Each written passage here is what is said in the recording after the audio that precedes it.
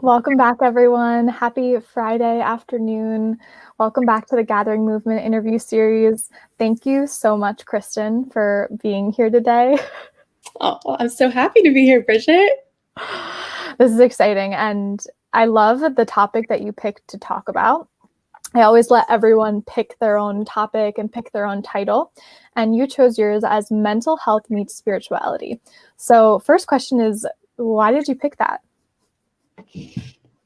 So that feels like the core of what I do. And so I'm a therapist. I work in mental health counseling, and spirituality changed my life, just like mental health counseling changed my life and my own relationship to myself, my own relationship to the universe. So I love this idea about like, where does spirituality come into mental health?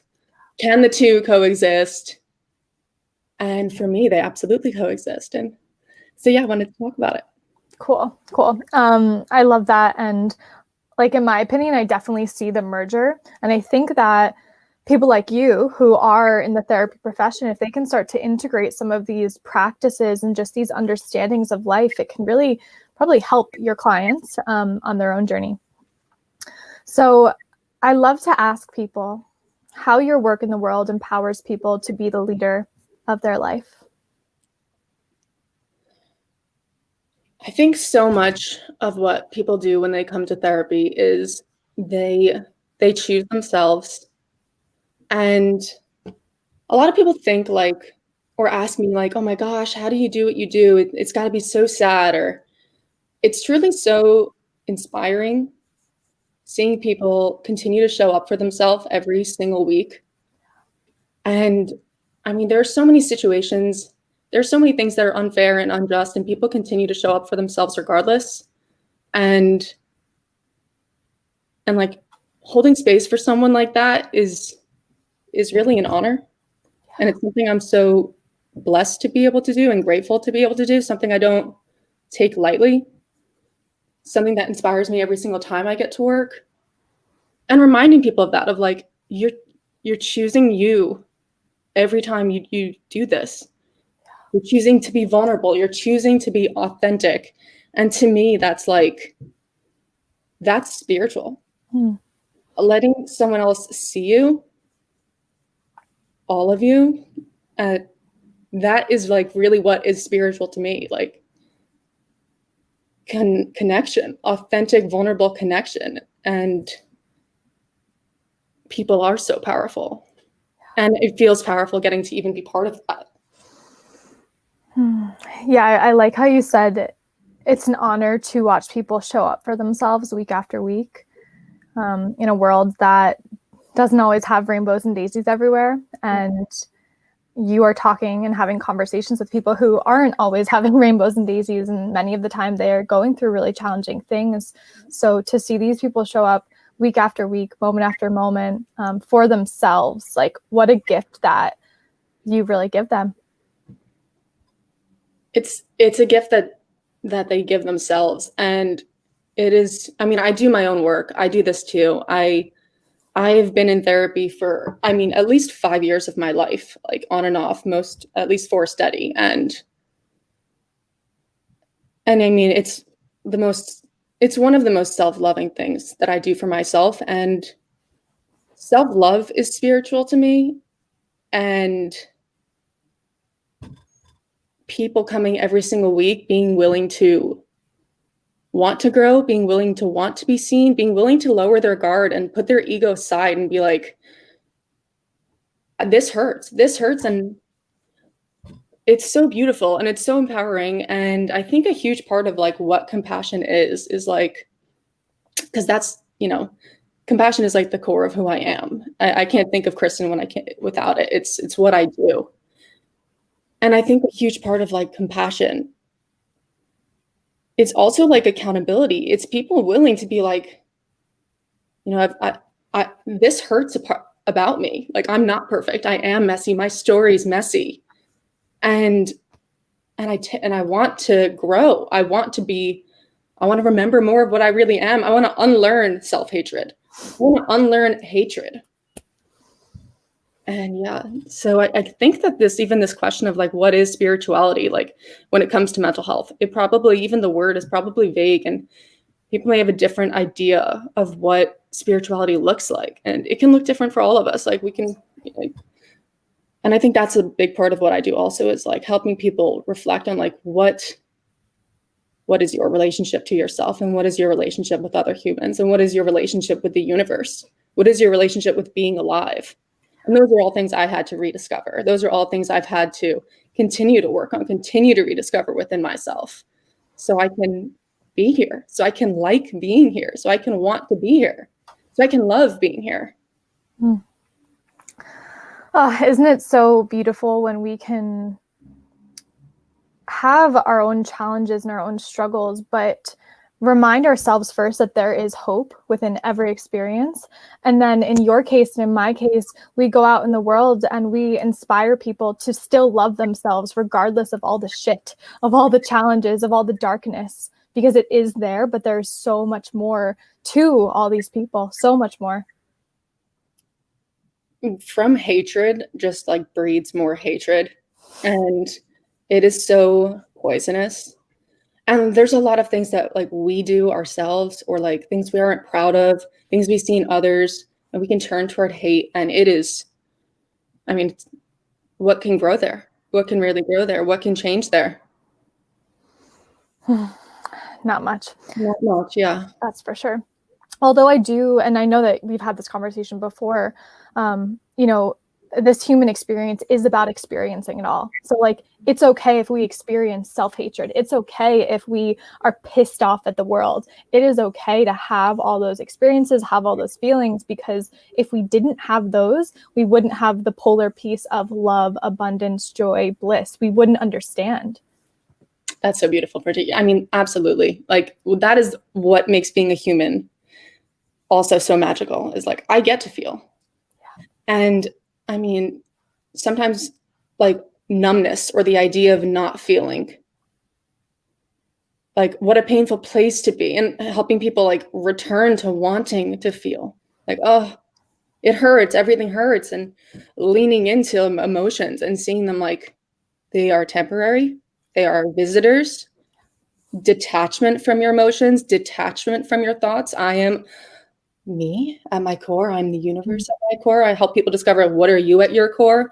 But for me, like I know I'm the universe at my core. I experience emotions, I experience thoughts. And I'm grateful that I'm able to feel. And that used to be something I was not proud of. Like used to be something of, oh my gosh, I used to not like being called sensitive. I used to think that was something to be ashamed of. And now I think of sensitivity as like my superpower. Like this is part of who I am. I'm proud to be an empath. I'm proud to do the work that I do. And I want other people to be proud of that too. Like this is something to be ashamed of. What is more beautiful than being connected to other humans and being connected to yourself and being connected to the universe. Preach. Yeah. Where did you find your passion for wanting to even be a therapist? You know, what is your story? I've wanted to do this since I want to say 13. It's been a long time. And so I had a spinal surgery when I was 12 years old. And it was basically my whole spine had to be fused with titanium. And that was after wearing a back brace for 4 years of my life. And I had to learn to walk again, to run again, to go upstairs again. I had to rediscover, as like a child, really, my relationship with my body, my relationship with being alive, my relationship with chronic pain, things that I just didn't understand, and things that really no one helped me understand at the time, because I didn't know anyone that understood anything like this. And I was so sad. I had serious like symptoms of trauma, serious symptoms of depression and anxiety and self-hatred and shame. And I was there for a while, and I turned towards such like unhealthy coping skills and belieflessness, thinking like without any spirituality of like, what is the point of this? You know, grasping at straws for what is the point of this? Why is this happening to me?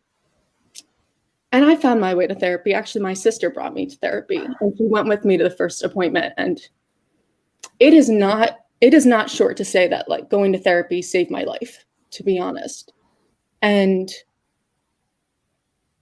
I learned about pain, and I learned about emotions, and I learned that there was nothing wrong with having them.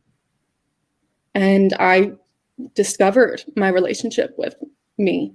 And I first started liking myself. Like it started there, and now I love myself. Really. So I remember that, and I remember being like, this is what I want to do. I remember sitting in her room, and she had these like lavender walls and this little Buddha and this waterfall, and being That's like, so you get paid to do this? Are you serious? Yeah, I remember being like, this is it. Like, this is it for me. And yeah, that was remarkable. And so I've being in therapy is part of what I do. Loving myself is part of what I do. Like, this isn't just something I talk about. This is something that saved my life, and I continue to practice every single day. I practice loving myself. I practice showing up for myself different. I reflect on my relationship with the universe.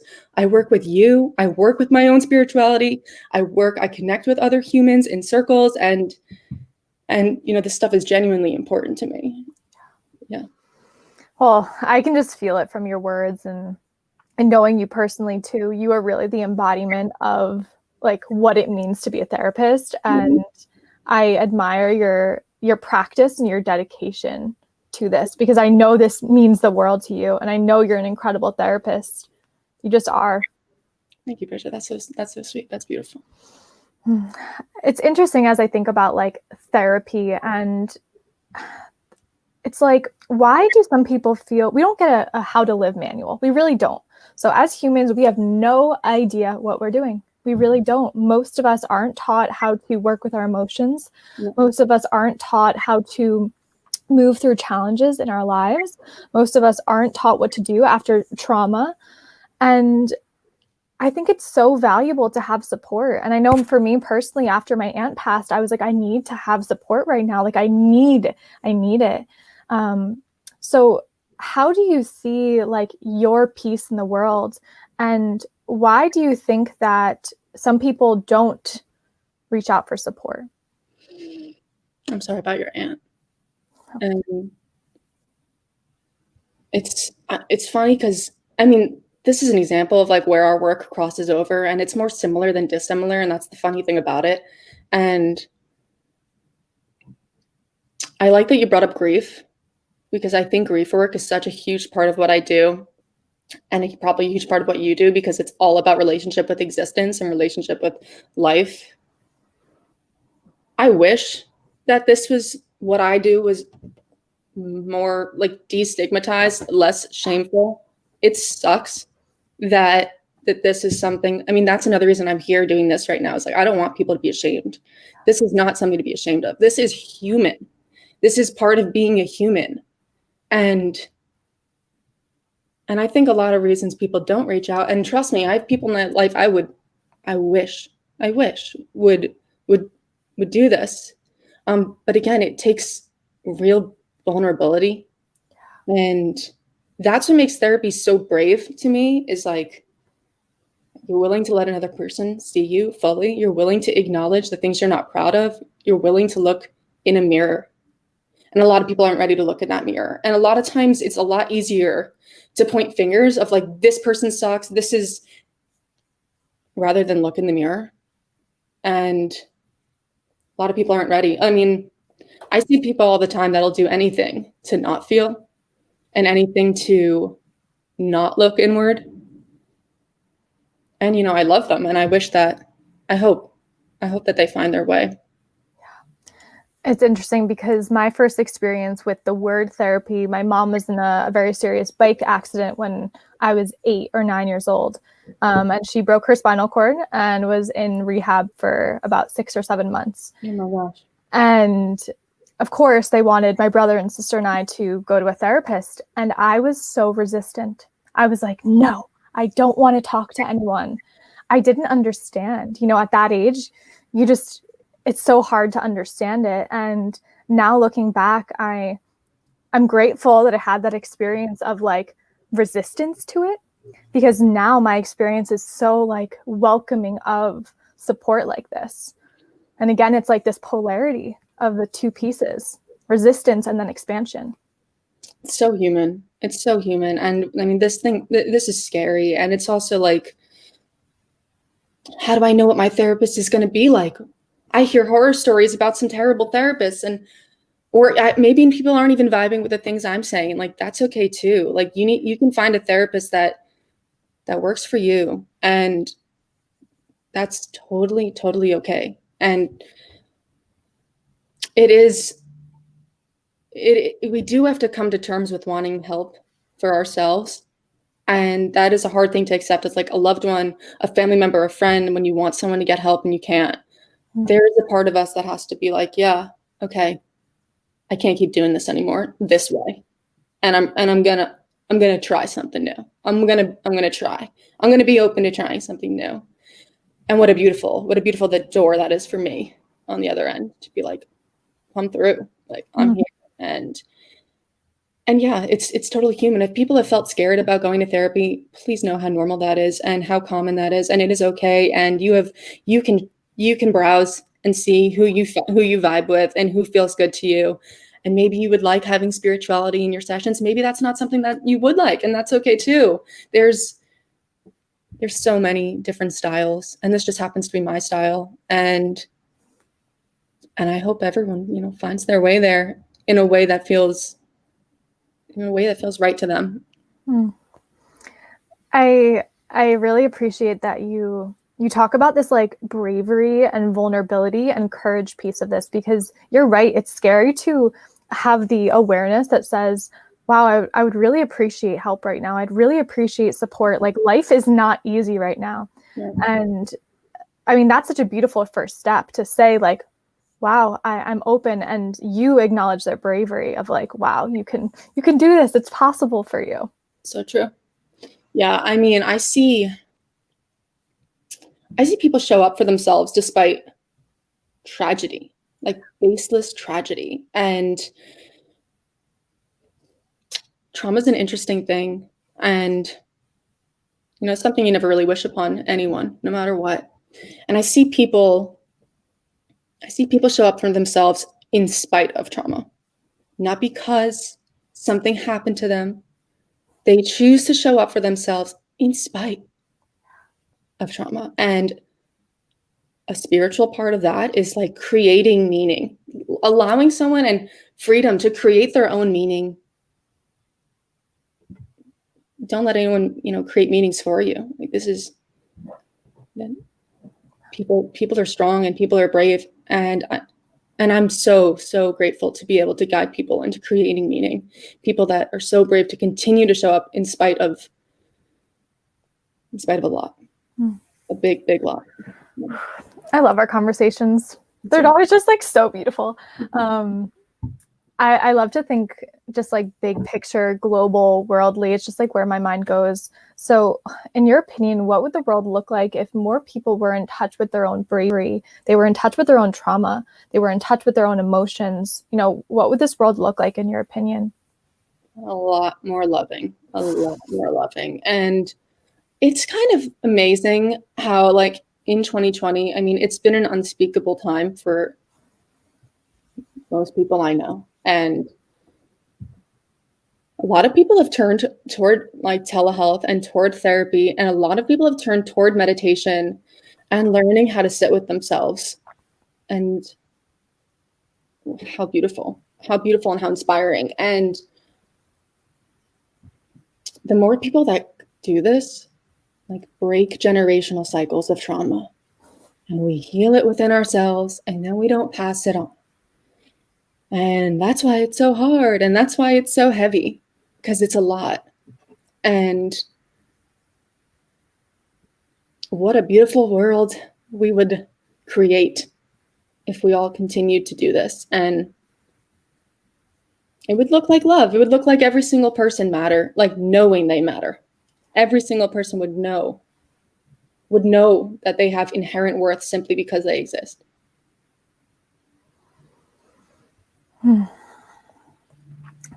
I do think it's happening. I really do. Slowly but surely. And yes, this past year has proved to be very challenging. And if you think about what's happened, it caused people to sit with the unknown of not knowing what the world was going to look like, not knowing. And that's really the biggest fear for so many people, this unknown space. But as you said, meditation or just support so that you can actually sit with those feelings. Because when you sit with that discomfort, there is something in you that actually opens up.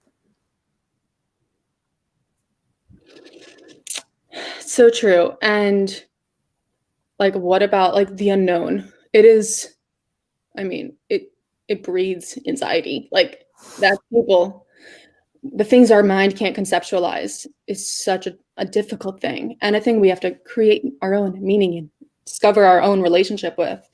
And like, as you were talking about grief before, like briefly, like another area I see and like bring spirituality into this is your relationship with being alive, and also honestly acknowledging that we're mortal. And I know that seems grim, but when we turn toward the fact that we are mortal and we will die at some point, it can help us appreciate being alive right now. And that's an unknown that people don't like to think about, an unknown that people don't want to talk about. And the huge, like you mentioned, like the big healing that comes from when we do talk about death, when we talk about loss, when we talk about attachment, when we talk about life, what is being alive, and discovering a new relationship with it. I love this conversation. And what came to me after my aunt passed was like this ability to dance with death, because although the physical body, is done, I believe in something outside of that. But even more, it allows you really to look at life, because again, it's this polarity. You have death and you have life. And how much more willing would we be to actually live our lives if we could confront that we will die? Exactly. Everyone's going to die. Exactly. And a lot of times people believe that suffering is permanent. I'm always going to feel this bad. I'm always going to be in pain.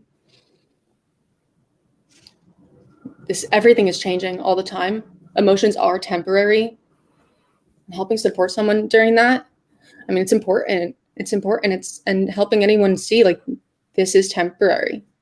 Like, let's be here. Let's explore being here right now. And even looking like, another thing that's spiritual to me is like my relationship with nature and my relationship with the planet, and looking toward the seasons, just like you. And the seasons are always changing. Winter is about death. Spring is about rebirth. Oh, yes. Who, or like what book has been, or teacher has been really inspiring for you on your journey? The Power of Now by Eckhart Tolle is the book. Like that's the book. And I mean, in the beginning of the book, when he talks about when he was closest to wanting to die is when he awakened, however you want to, term that. I mean, that's so true for me. My relationship with death, my relationship with life, it's so much of what I do.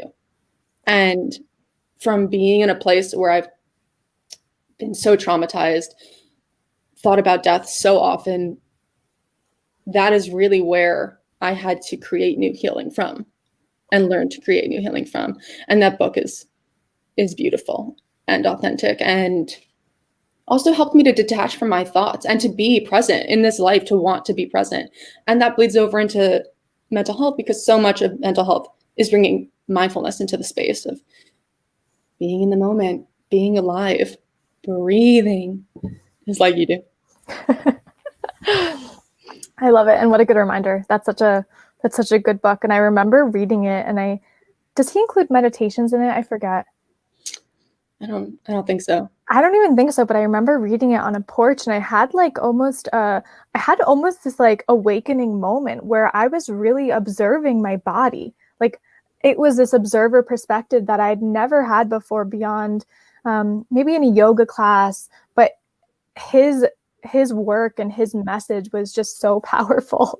It really is. There's a lot of like little pauses that he puts in there for you to, and practicing observing. And yeah, it did the same thing for me. Like I was able to first become an observer of my thoughts and detach from not everything I think is true. Wow. For example, like the beliefs of I don't matter, the belief of I'm unlovable, the belief of I'm worthless. None of these things are facts at all. And if I believe that those thoughts are me, how much pain I'm going to be in. Mm. And so much of therapy is challenging beliefs that are harmful to self and harmful to others. And those are. And helping to detach from your beliefs and realizing like, we can recreate this. We can unlearn beliefs that do not serve us, that do not benefit us, do not benefit others. And we can foster new belief systems that are loving, that are based in compassion and based in love. Absolutely. Absolutely. Now, some final words of wisdom from you for anyone who's listening who maybe is struggling with something right now. Maybe they are feeling emotions of grief, of loss, of anger, of frustration. What is your message or reminder for them? You have survived every single day of your life so far, which shows how powerful you are. This is temporary. Your emotions and your pain is temporary. There is room for change. And you are love. You matter. You matter because you exist. Your worth is not defined by what you do. Your worth is inherent. And we need you. We need you here. And don't give up. Don't give up. And help is nothing to be ashamed of. Help is nothing to be ashamed of. And mental health is nothing to be ashamed of. Depression, anxiety, nothing. This is nothing to be ashamed of. This is human. And so many people suffer in silence. And we are done. We are done suffering in silence. We are done hiding parts of us that are messy to make other people feel comfortable. We're not doing it anymore. Mic drop. Mic drop. Well, I just want to thank you because this has been one of my favorite conversations ever. I just so appreciate the depth that we are able to go to. And I just know that everyone who's been here today and who's received your message and just your energy, your presence is very, very powerful. So just thank you. Thank you so much, Kristen. Oh, thank you so much. I'm so glad to be here. Working with you is the absolute best. Bridget is amazing. Thank you so much for even holding this space and inviting me. It's an honor to be here. Oh, I'm so grateful for you. Thank you. And thank you so much for everyone who's just been sharing and receiving and so supportive of this journey. My goal is really to continue to interview people who have and find meaning in the world through their own stories, through their own mission, through their own struggles. So we are continuing. We have 4 interviews next week, and I'm so blessed to hold this space. I'm so grateful. You're amazing. This is amazing. Love you, and thank you so much, everyone. Have the